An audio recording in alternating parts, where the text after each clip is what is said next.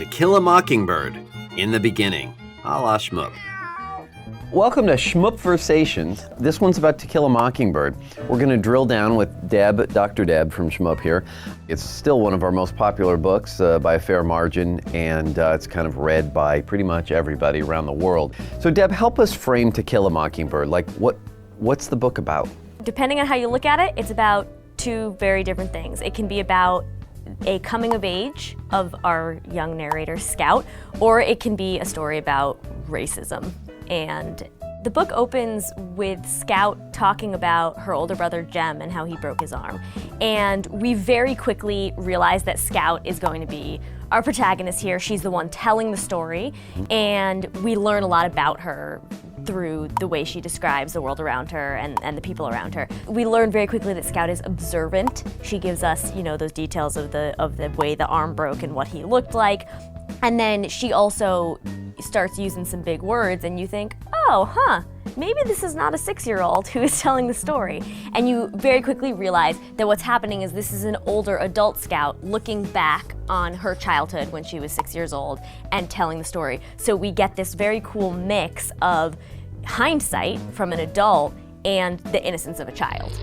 When stories are told in maybe a flashback or kind of a retrospective, Scout doesn't die.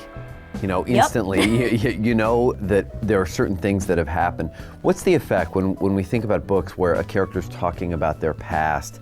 It adds texture and context, but it takes away some of the immediacy or the threat to the main character, because... Absolutely. I mean, as you said, we know she doesn't die. We know everything's going to be okay for Scout. It could be at the end of the novel she says, and now I'm in a mental institution, a la Catcher in the Rye. But, spoiler alert. It was all a dream. Right, but that doesn't happen.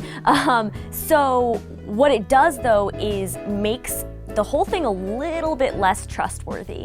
We are getting the thoughts of an adult who is remembering things that happened when you were 6. Think back to when you were 6.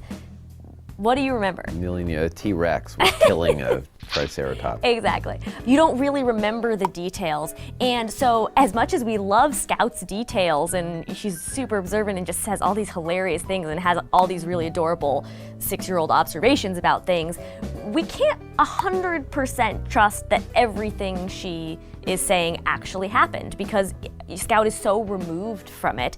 Also, because it's a first-person narration, we're only hearing her side of the story. So we're hearing it already a biased account, and then it's also filtered through we don't know how many years. The words that Scout, the narrator, is using are bigger words than you and I use. Right. I'm assuming she's at least, in her 40s, if not 60s, 70s, she's looking back on this, telling the story. Who is narrating the story? How might the narrator's perspective affect the accuracy of her narration?